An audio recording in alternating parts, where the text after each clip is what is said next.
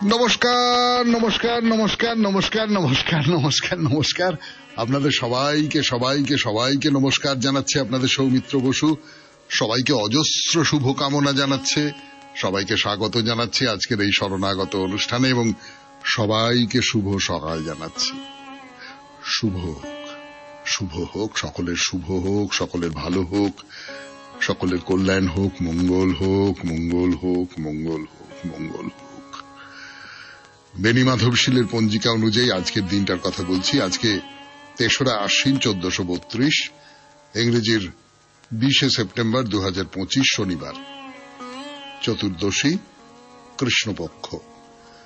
সূর্যোদয়ের সময় ভোর ৫টা বেজে ২৮ মিনিট, সূর্যাস্তের সময় বিকেল ৫টা বেজে ৩৪ মিনিট। নক্ষত্র মঘা। আজকে জন্মে সিংহ রাশি, ক্ষত্রিয় বর্ণ, রাক্ষসগণ। দিনের বেলা ৯টা বেজে ১৯ মিনিট গতে নরগণ। আমাদের হোয়াটসঅ্যাপে চিঠি পাঠাবার নাম্বার 9831922927। চিঠির গোড়ায় অতি অবশ্যই SG লিখতে হবে।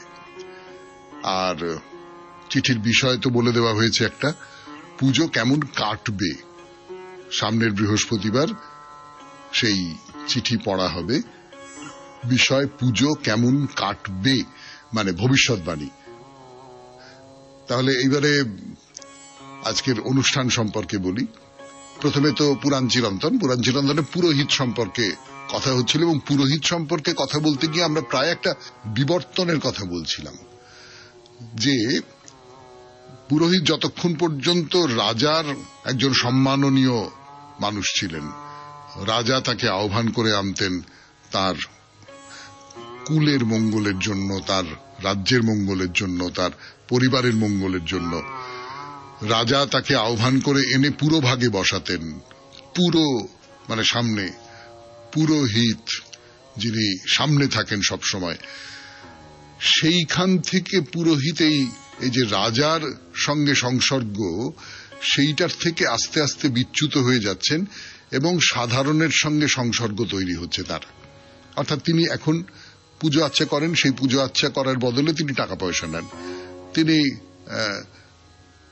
নানান রকমের যে সংস্কার কর্ম পরিবারে, সেটা একেবারে জন্ম থেকে আরম্ভ করে মৃত্যু পর্যন্ত আমাদের যে সংস্কারগুলোর মধ্যে দিয়ে যেতে হয়, সেই সমস্ত কাজ করেন, তার বদলে পয়সা পান। অর্থাৎ তিনি যে পৌরোহিত্য সেটাকে পেশা করে নিয়েছেন, ওটাকে বিক্রি করছেন। এরকম একটা জায়গা থেকে আমরা এই পুরোহিতের কথা আরো কিছু বলবো আজকে। তারপরে চলে যাব স্বামী বিবেকানন্দের রচনা থেকে পাঠ। এই পর্বে যে রচনাটি পড়ে শোনাচ্ছি আপনাদের, তার নাম আত্মা, ইহার স্বরূপ ও লক্ষ্য। সেই রচনাটি আজকে শেষ হয়ে যাবে। তারপর ভগবদ গীতা থেকে পড়ে শোনাবো স্বামী রঙ্গনাথানন্দজির ব্যাখ্যায়, অনুবাদে ভগবদ গীতা। স্বামী গোকুলানন্দজির রচনা থেকে পড়ে শোনাবো আপনাদের চিঠিপত্র। এবং আজকে শনিবার, আজকে মহাপুরুষের কথা, আর্যভট্টর কথা বলছিলাম আপনাদের। মহান একজন বৈজ্ঞানিক, মহান একজন, আমি তো নিশ্চয়ই জ্ঞানী মানুষ যিনি, তিনি ঋষি, এবং তাকে তো ঋষি বলবো। যে কেবলমাত্র যিনি ধর্মের সঙ্গে, আমি প্রথাগত ধর্ম বলছি, পরলোক সংক্রান্ত ধর্মের সঙ্গে যুক্ত থাকেন, তিনি ঋষি এমনটা নন। আর্যভট্ট নিশ্চয়ই ঋষি।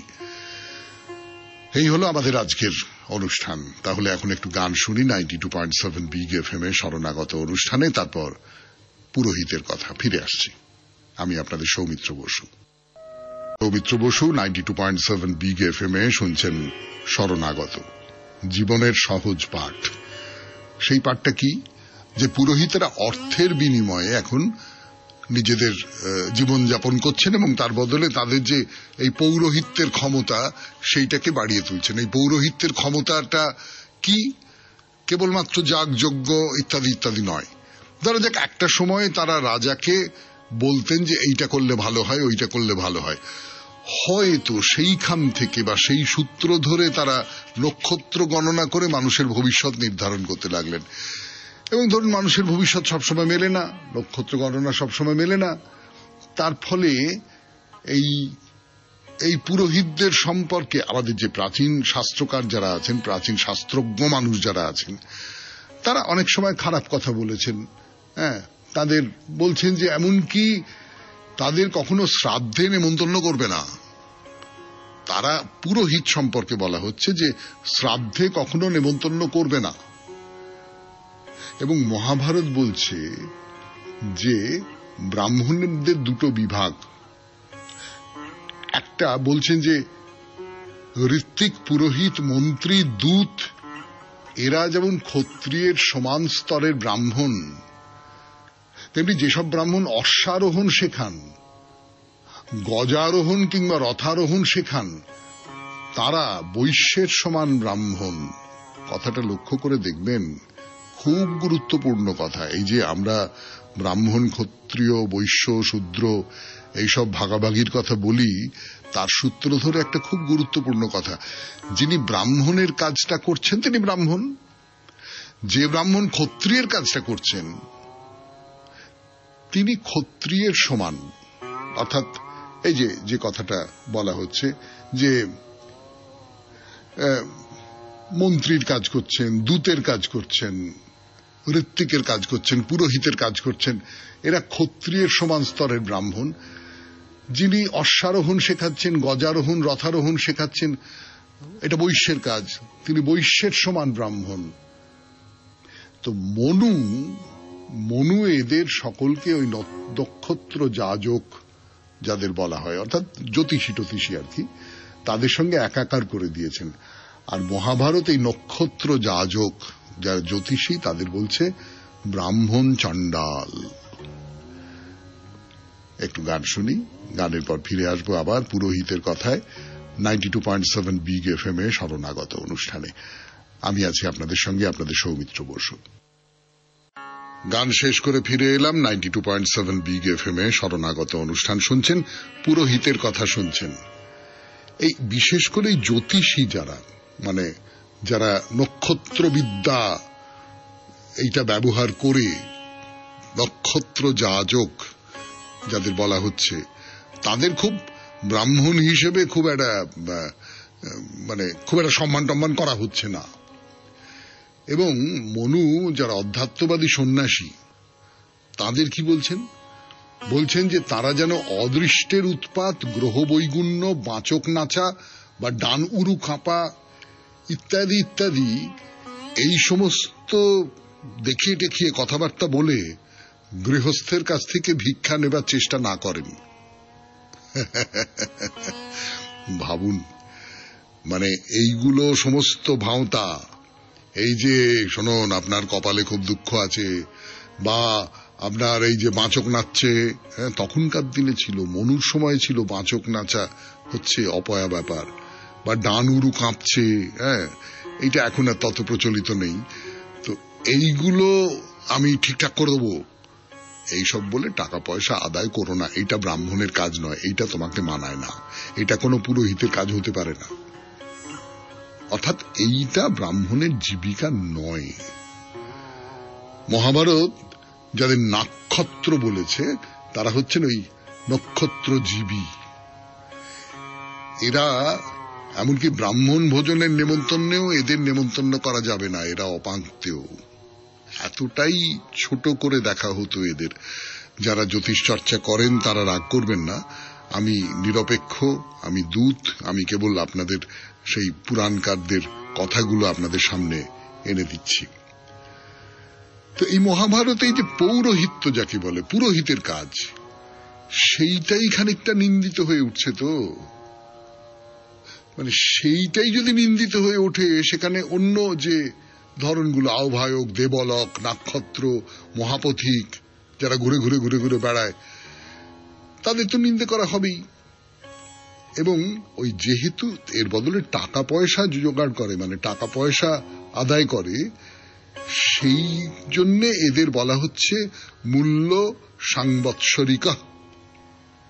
মানে যিনি বছরের নানান সময়ে গৃহস্থের বাড়িতে এসে সকলের কুষ্টি টুষ্টি বিচার করে গ্রহ নক্ষত্রের অবস্থান থেকে ভালো মন্দের বিচার করেন, আর তার বদলে গৃহস্থের কাছ থেকে টাকা নেন। যেই টাকা ঢুকে পড়ল সেই মুহূর্তেই কিন্তু সম্মানটা নষ্ট হয়ে গেল। শুনলেন পুরাণ চিরন্তন 92.7 বিগ এফএম এ শরণাগত অনুষ্ঠানে। এরপর স্বামী বিবেকানন্দের রচনা থেকে পড়ে শোনাবো আমি আপনাদের সৌমিত্র বসু। শেষ করে ফিরে এলাম 92.7 বিগ এফএম এ। শরণাগত অনুষ্ঠান শুনছেন, আমি আছি আপনাদের সঙ্গে, আপনাদের সৌমিত্র বসু। স্বামী বিবেকানন্দের প্রবন্ধ আত্মা ইহার স্বরূপ ও লক্ষ্য, তার একেবারে শেষ অংশটা পড়ে শোনাব। দুইটি পক্ষী একই বৃক্ষে অবস্থান করিতেছে, একটি শীর্ষ দেশে অপরটি নিম্নে। উভয়ই বিচিত্র বর্ণের। একটি ফল ভক্ষণ করে, কিন্তু অপরটি শান্ত মহিমময় হইয়া নিজ গৌরবে অবস্থান করিতেছে। নিম্নতর পক্ষীটি ডালে ডালে ভালো ও মন্দ ফল ভক্ষণ করিতেছে, ইন্দ্রিয় ভোগ্য বস্তুর পশ্চাতে ছুটিতেছে। যখনই সে একটি তিক্ত ফল ভক্ষণ করে তখনই ঊর্ধ্বগামী হয়। ঊর্ধ্বে দৃষ্টিপাত করিয়া দেখে অপর পক্ষীটি সেখানে শান্ত সংযত হইয়া অবস্থান করিতেছে। ভালো বা মন্দ কোন ফলেরই আকাঙ্ক্ষা না করিয়া, কোন প্রকার ইন্দ্রিয় তৃপ্তির অনুসন্ধান না করিয়া সে আত্মস্থ হইয়া অবস্থান করিতেছে। নিম্নোক্ত পক্ষীটি ঊর্ধ্বে অবস্থানকারী পক্ষীটিকে দেখিয়া ক্রমশ উহার সমীপবর্তী হইবার চেষ্টা করে। একটু ঊর্ধ্বে উঠিতেছে, কিন্তু পূর্ব সংস্কার সমূহ বলবৎ থাকায় সে একই ফল আবার ভক্ষণ করে।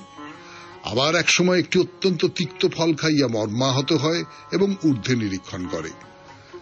সেখানে সেই শান্ত সংযত পক্ষীটিকে আবার দেখে, সে উহার নিকটবর্তী হইবার চেষ্টা করে, কিন্তু পূর্ব সংস্কার প্রভাবে পুনঃ পুনঃ নিম্নগামী হইয়া স্বাদু এবং তিক্ত ফল ভক্ষণ করিতে থাকে। আবার একটি তিক্ত ফল ভক্ষণ করিয়া সে ঊর্ধ্বে চাহিয়া দেখে এবং ওই পক্ষীটির আরো সমীপবর্তী হয়।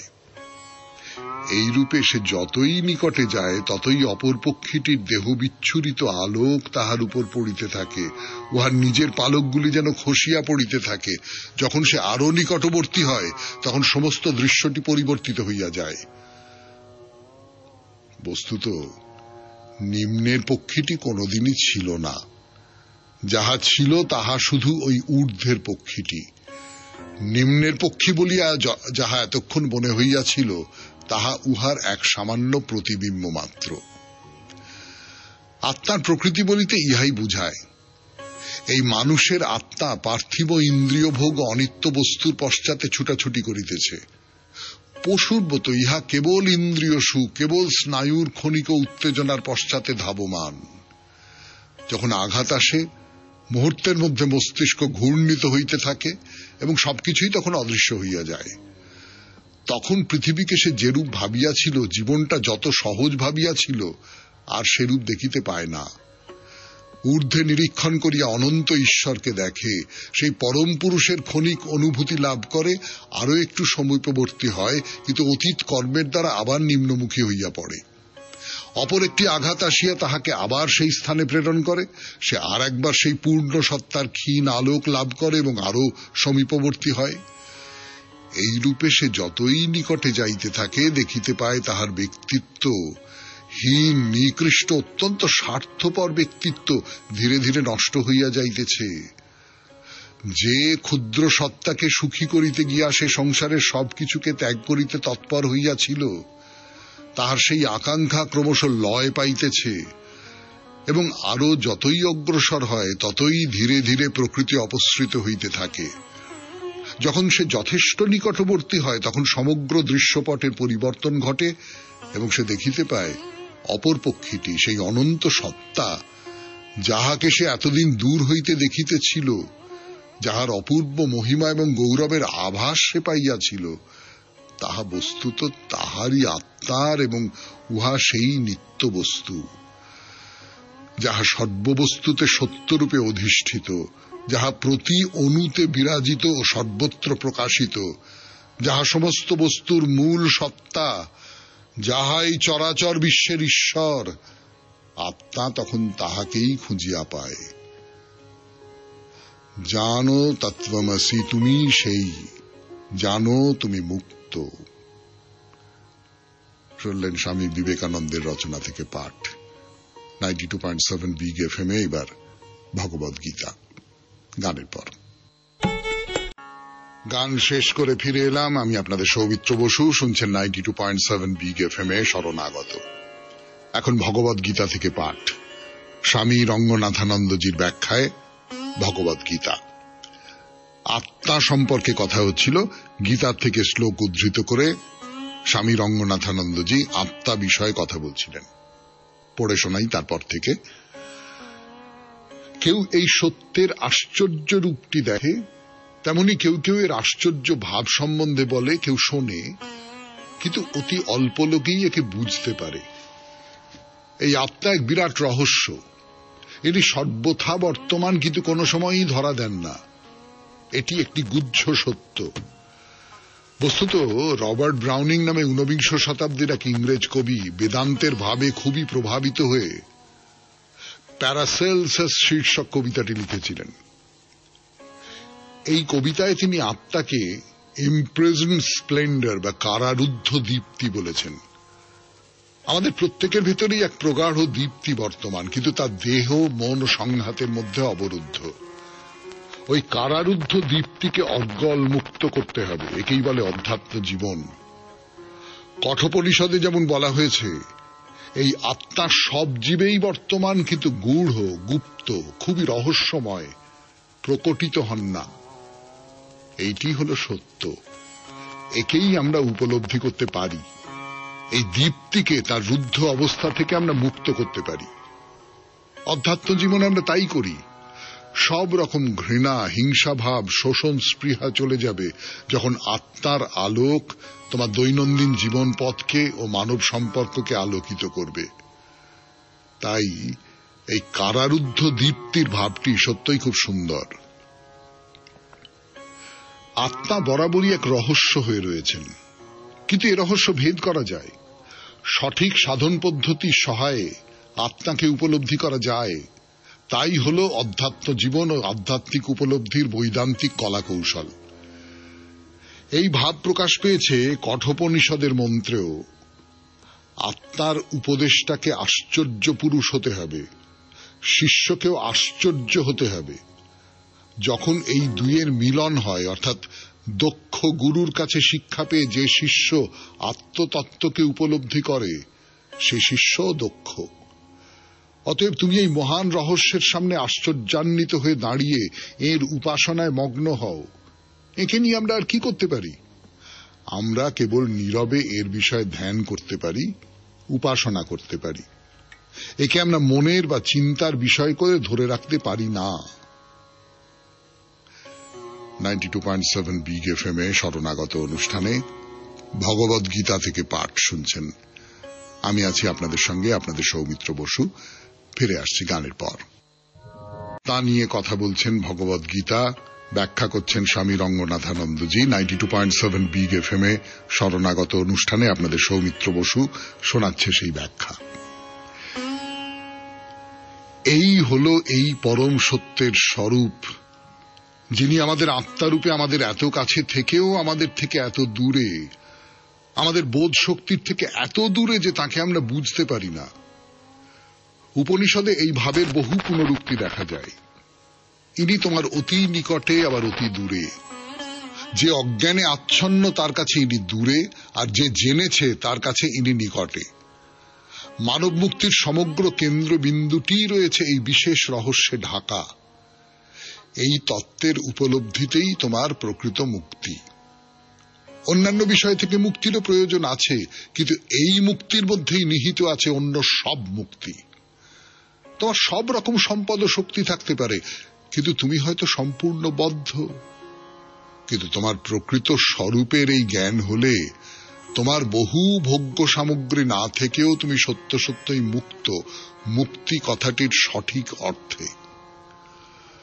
অতএব দেখা যাচ্ছে 29 সংখ্যক শ্লোকটি কিভাবে আমাদের সামনে তুলে ধরেছে এই বিরাট রহস্যকে, এই অন্তরীণ দীপ্তিকে। আর তোমাকে, আমাকেও, প্রত্যেককে আহ্বান জানিয়েছে জন্মগত অজ্ঞান পিঞ্জর থেকে একে মুক্ত করতে।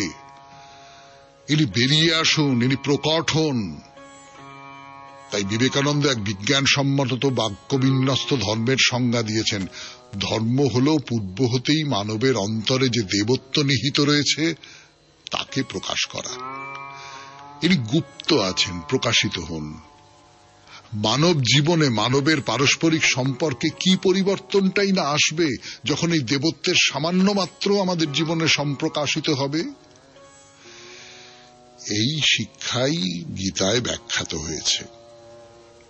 এই তো সবে আরম্ভ। 18টি অধ্যায়ের সবকটির মাধ্যমে আমরা এই মহান ভাব প্রসঙ্গে ডুবে থাকব। সারা বিশ্ব এখন গীতার কথা শুনতে আগ্রহী। আগে ভারতের কিছু লোক মাত্র, অধিকাংশও নয়, এর বাণীর দ্বারা উপকৃত হতো। আজকাল সারা বিশ্বের মানুষ একখণ্ড গীতা পাবার জন্য ক্রমেই বেশি উদ্গ্রীব হয়ে উঠেছে। সম্প্রতি বুলগেরিয়ার রাজধানী সোফিয়া থেকে এক অনুসন্ধিৎস আমাকে লিখেছে, আমরা কিছুই জানি না, আমাদের 2-1খানি মাত্র বই আছে, আরো অন্যান্য কিছু বই অনুগ্রহ করে পাঠিয়ে দেবেন, আমরা এইসব ভাবগ্রহণে খুবই ব্যগ্র। বর্তমান জাগতিক পরিস্থিতি এমনই। শুনলেন ভগবদ গীতা থেকে পাঠ 92.7 বিগ এফএম এ শরণাগত অনুষ্ঠানে। এখন গানের পর স্বামী গোকুলানন্দ, পূর্ণতার পথে। স্বামী গোকুলানন্দের রচনা থেকে পড়ে শোনাচ্ছি পূর্ণতার পথে। 92.7 বিগ এফএম এ শরণাগত অনুষ্ঠানে এক দম্পতির কথা বলছিলেন গোকুলানন্দ, অরুণাচল প্রদেশের। তাদের যথেষ্ট ধর্মবোধ আছে। তাদের বাড়িতে তিনি গেছেন, স্বামীজি গিয়ে তাদের ভক্তিভাব দেখেছেন। তারপর থেকে পড়ি। দিল্লির কাজকর্ম শেষ করে আমি যখন অরুণাচল প্রদেশে ফিরছি, হঠাৎ একটা মর্মান্তিক সংবাদ পেয়ে আমি চমকে উঠলাম। শুনলাম মিস্টার গোস্বামী হঠাৎ এক দুর্ঘটনায় মারা গিয়েছেন। সেদিন ছিল দুর্গাপূজার মহাষ্টমীর দিন।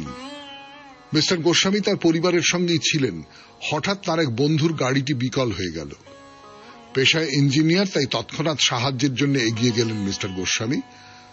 স্ত্রী অবশ্য তাকে থামাতে চেষ্টা করেছিলেন, আজ পূজার দিন, পূজাতেই মন দাও না কেন, তুমি বরং কোনো মিস্ত্রি ডেকে দাও, সে এসে গাড়িটা ঠিক করে দিক। কিন্তু মিস্টার গোস্বামী নাছোড়বান্দা।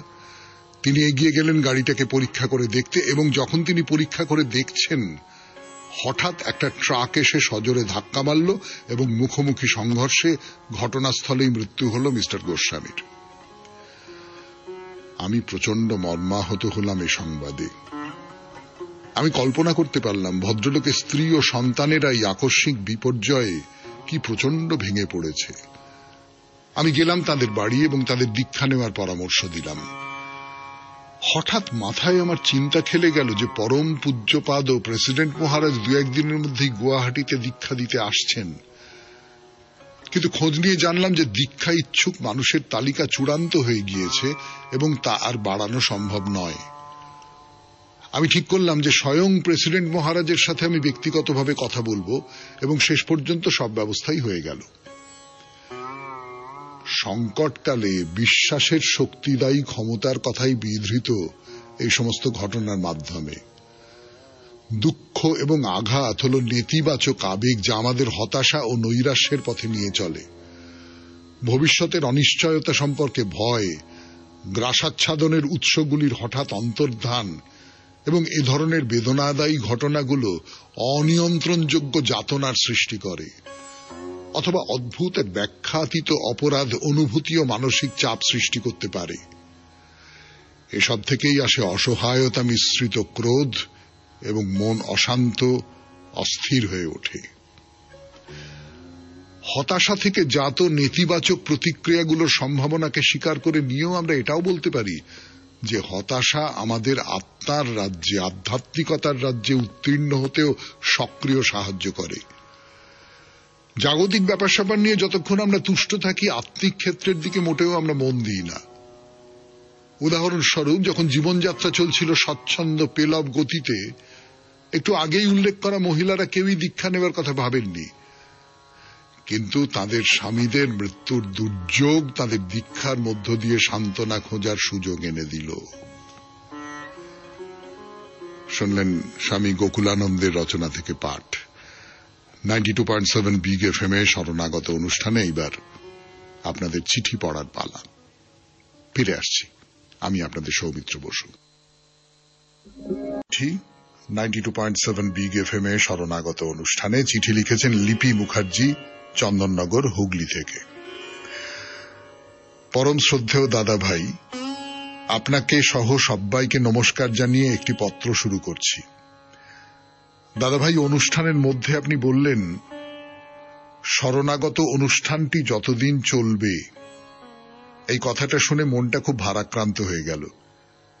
কেন দাদা ভাই, আমরা কি অপরাধ করলাম এই রকম বলছেন? এই অনুষ্ঠানের মাধ্যমে আমরা সাধারণ গৃহবধূরা চিঠি লেখার উৎসাহ পেয়েছি। তা সবার সব চিঠি পড়া না হলেও ক্ষতি নেই। অনেক অসহায় মানুষের বেঁচে থাকার রসদ জুগিয়েছেন। আর এই অনুষ্ঠানটি আমাদের সারাটা দিনের এক বিশুদ্ধ অক্সিজেন সরবরাহ করার জন্য সব কাজে আগ্রহ লাগে। তাই বলি, এত জনপ্রিয় অনুষ্ঠানটি আরো অনেক দিন চলুক, আন্তরিকভাবে এই কামনা করি। আর আপনাকে সুস্থ থাকতেই হবে আমাদের জন্য। দাদা ভাই, আপনাকে প্রণাম ও শুভকামনা জানিয়ে বহু আশা নিয়ে চিঠি শেষ করলাম। নমস্কারান্তে, লিপি মুখার্জি, চন্দননগর, হুগলি। না, অপরাধের কোনো কথাই নেই, কারোরই কোনো অপরাধ নেই। কিন্তু আসলে বিগ এফএম কর্তৃপক্ষ ঠিক করেছেন যে এই শরণাগত অনুষ্ঠানটি আগামী 30শে সেপ্টেম্বরে শেষ করে দেবেন।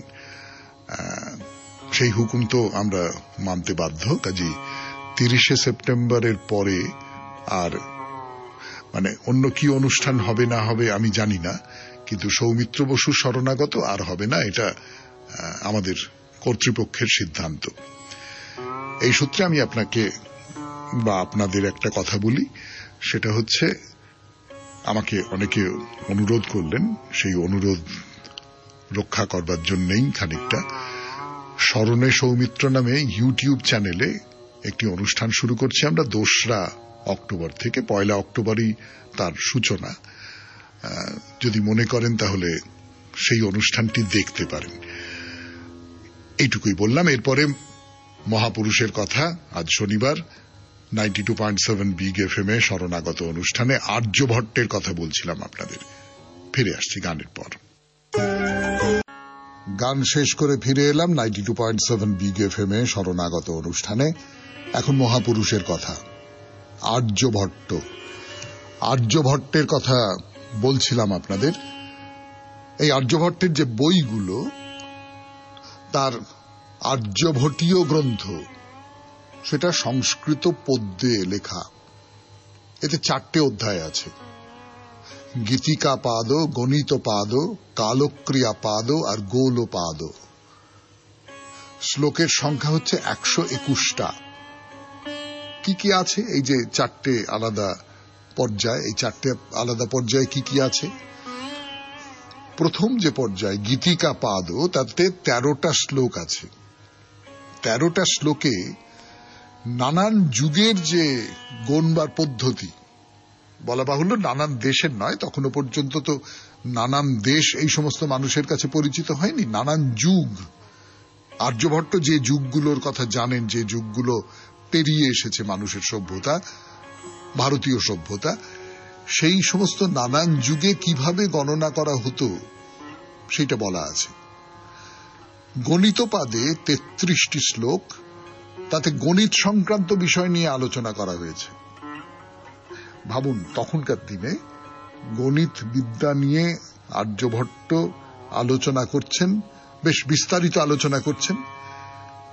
এবার কালক্রিয়াপাদ, কালক্রিয়াপাদ বিভাগে সময় বা কালের কথা বলা হয়েছে। আর গোলপাদে গ্রহ, যা কিছু গোলাকার বস্তু, গ্রহ তো গোলাকার, সেইগুলোকে নিয়ে আলোচনা করা হয়েছে। এবং এখানে গণিত বিষয়ে আলোচনা আছে, জ্যোতির্বিদ্যা বিষয়ে আলোচনা আছে। আর্যভট্ট মুখ্যত কিন্তু জ্যোতির্বিজ্ঞানী ছিলেন। এই যে আর্যভটীয় গ্রন্থ, এটা জ্যোতির্বিজ্ঞানেরই বই। এখানে এই জ্যোতির্বিজ্ঞান নিয়ে যদি চর্চা করতে হয় তাহলে তো অঙ্ক লাগবেই। জ্যোতির্বিজ্ঞানের সঙ্গে অঙ্কের খুব ঘনিষ্ঠ সম্পর্ক, অঙ্ক দিয়েই তো সবকিছু প্রমাণ করতে হবে। সেই কারণে তিনি অঙ্কের ব্যবহার করেছেন। কিন্তু যেটুকু অঙ্কের ব্যবহার করেছেন, যেটুকু গণিতের ব্যবহার করেছেন, সেইটাই আমাদের একেবারে তাজ্জব করে দেয়। অতদিন আগে ওই রকম করে অঙ্কের ব্যবহার করেছেন তিনি, শিখেছেন এবং সেগুলো প্রয়োগ করেছেন। এটা মানে কি বলবো, এটা পৃথিবীর যে কোনো দেশের যে কোনো শ্রেষ্ঠ গণিতজ্ঞ তারা যদি এইরকম করে দেখতে পারেন তাহলে সেটা তাদের কাছে একটা দুর্লভ সম্মানের ব্যাপার হতে পারে। এতখানি প্রতিভা ছিল এই আর্যভট্ট মানুষটির। তিনি প্রথম কোন বৃত্তের পরিধির সঙ্গে ব্যাসের সম্পর্ক নির্ণয় করেছিলেন।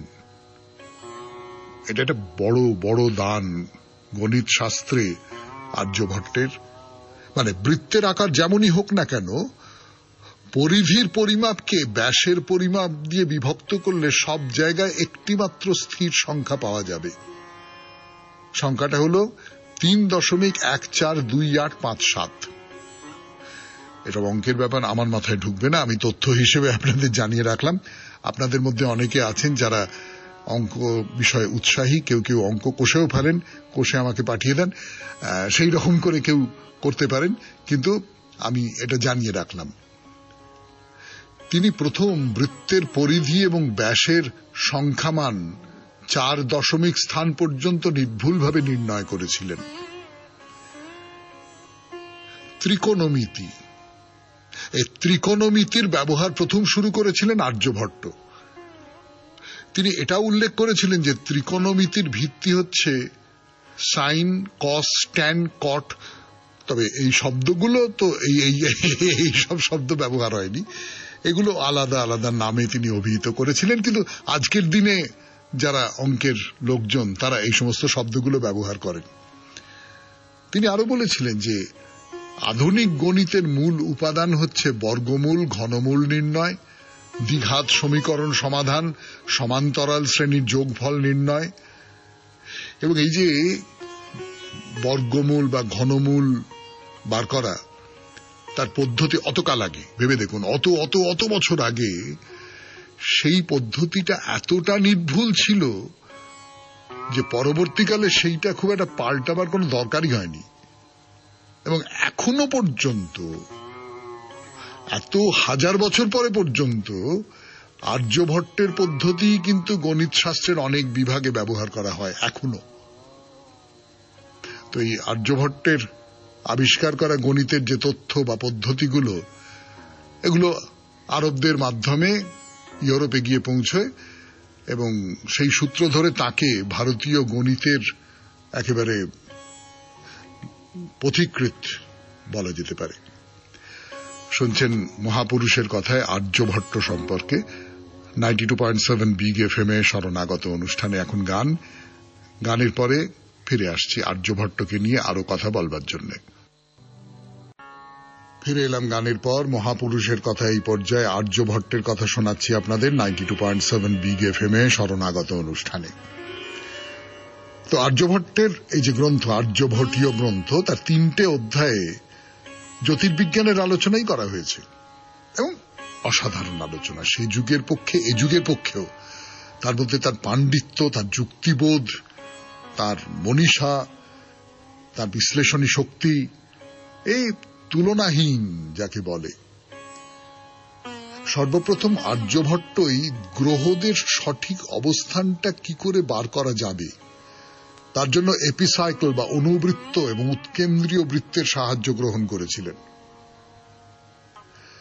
হিন্দু শাস্ত্র যুগের হিসেবটা করা হয় কিভাবে আমরা সকলেই জানি, সেটা শরণাগতের শ্রোতারা তো সকলে জানি। তার বাইরে ছোটবেলা থেকে আমরা শিখেছি, জানি, সেটা হচ্ছে 4টে যুগ: সত্যযুগ, ত্রেতাযুগ, দ্বাপর যুগ, কলিযুগ। এই 4টে যুগ। আর্যভট্টর গণনা অনুযায়ী কলিযুগের সূচনাকাল নির্ধারণ করা হয়। আর্যভট্ট এই যে সময়টাকে গণনা করা, কাল গণনা যাকে বলে, 2টো পদ্ধতির প্রচলন করেন। কিভাবে? একটা হলো সূর্যোদয় থেকে, আর একটা হলো মধ্যরাত্রি থেকে।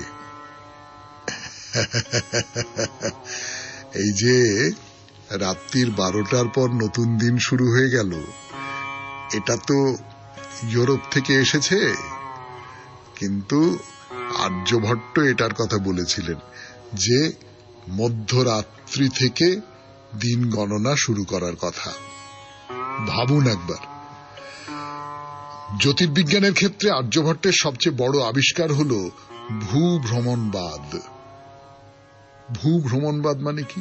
না না না না, পৃথিবী পরিক্রমা ইত্যাদি ইত্যাদি ওই সমস্ত কিছু নয়। ভূ মানে পৃথিবী ভ্রমণ করছে, পৃথিবী স্থির নয়, পৃথিবী গতিশীল। আর্যভট্ট কি বলছেন, তার যে গীতিকাপাদ সেইখানে বলছেন, অনুলোম গতি নৌস্থ পশ্যতিয়া চলং বিলোমগং যদ্বৎ অচলানি ভানি তদ্বৎ সম পশ্চিমগামী লঙ্কায়াম। যে নৌকো স্রোতের অনুকূলে চলেছে তার থেকে তীরের স্থির বস্তুগুলোর দিকে তাকালে মনে হয় যেন স্থির বস্তুগুলো উল্টো দিকে গমন করছে। এইরকম মনে হবার কারণ হলো পৃথিবী সূর্যকে কেন্দ্র করে তার মেরুদণ্ডের উপর পূব থেকে পশ্চিমে আবর্তন করছে বলে। এই ইউরোপীয় বিজ্ঞানীদের আবির্ভাবের বহু বহু আগে ভারতের বুকে কয়েকজন বিজ্ঞানী তারা এইটা আবিষ্কার করেছিলেন, তাদের মধ্যে আর্যভট্ট আছেন। পৃথিবী আবর্তনশীল বলেই নক্ষত্রগুলোকে গতিশীল বলে মনে হয়। মহাপুরুষের কথা এই পর্যন্ত, শরণাগত এই পর্যন্ত। 92.7 বিগ FM এ শরণাগত এখানেই শেষ করছি। আমাদের হোয়াটসঅ্যাপে চিঠি পাঠাবার নাম্বার 9831922927। চিঠির গোড়ায় অতি অবশ্যই SG লিখতে হবে। আর মনে রাখবেন, পুজো কেমন কাটবে এই নিয়ে চিঠি পাঠানোর শেষ দিন আগামী মঙ্গলবার। তার ভেতর সন্ধে 6টার ভেতর আপনাদের চিঠি যেন আমাদের দপ্তরে পৌঁছে যায়। সবাই খুব ভালো থাকবেন, আনন্দে থাকবেন। নমস্কার নমস্কার নমস্কার নমস্কার নমস্কার নমস্কার নমস্কার নমস্কার। আপনাদের সবাইকে সবাইকে সবাইকে নমস্কার জানাচ্ছে আপনাদের সৌমিত্র বসু। সবাইকে অজস্র শুভকামনা জানাচ্ছে, সবাইকে স্বাগত জানাচ্ছি আজকের এই শরণাগত অনুষ্ঠানে এবং সবাইকে শুভ সকাল জানাচ্ছি। শুভ হোক, শুভ হোক, সকলের শুভ হোক, সকলের ভালো হোক, সকলের কল্যাণ হোক, মঙ্গল হোক, মঙ্গল হোক, মঙ্গল হোক, মঙ্গল হোক। বেনি মাধবশীলের পঞ্জিকা অনুযায়ী আজকের দিনটার কথা বলছি। আজকে 3রা আশ্বিন 1432, ইংরেজির 20শে সেপ্টেম্বর 2025, শনিবার, চতুর্দশী, কৃষ্ণপক্ষ। সূর্যোদয়ের সময় ভোর 5:28, সূর্যাস্তের সময় বিকেল 5:34। নক্ষত্র মঘা। আজকে জন্মে সিংহ রাশি, ক্ষত্রিয় বর্ণ, রাক্ষসগণ। দিনের বেলা 9:19 গতে নরগণ। আমাদের হোয়াটসঅ্যাপে চিঠি পাঠাবার নাম্বার 9831922927। চিঠির গোড়ায় অতি অবশ্যই SG লিখতে হবে। আর চিঠির বিষয় তো বলে দেওয়া হয়েছে একটা, পুজো কেমন কাটবে। সামনের বৃহস্পতিবার সেই চিঠি পড়া হবে। বিষয় পুজো কেমন কাটবে, মানে ভবিষ্যৎবাণী। তাহলে এইবারে আজকের অনুষ্ঠান সম্পর্কে বলি। প্রথমে তো পুরাণ চিরন্তনে পুরোহিত সম্পর্কে কথা হচ্ছিল এবং পুরোহিত সম্পর্কে কথা বলতে গিয়ে আমরা প্রায় একটা বিবর্তনের কথা বলছিলাম, যে পুরোহিত যতক্ষণ পর্যন্ত রাজার একজন সম্মাননীয় মানুষ ছিলেন, রাজা তাকে আহ্বান করে আনতেন তার কুলের মঙ্গলের জন্য, তার রাজ্যের মঙ্গলের জন্য, তার পরিবারের মঙ্গলের জন্য। রাজা তাকে আহ্বান করে এনে পুরো ভাগে বসাতেন। পুরো মানে সামনে, পুরোহিত যিনি সামনে থাকেন সব সময়। সেইখান থেকে পুরোহিত এই যে রাজার সঙ্গে সংসর্গ, সেইটার থেকে আস্তে আস্তে বিচ্যুত হয়ে যাচ্ছেন এবং সাধারণের সঙ্গে সংসর্গ তৈরি হচ্ছে তার। অর্থাৎ তিনি এখন পুজো আচ্ছা করেন, সেই পুজো আচ্ছা করার বদলে তিনি টাকা পয়সা নেন। তিনি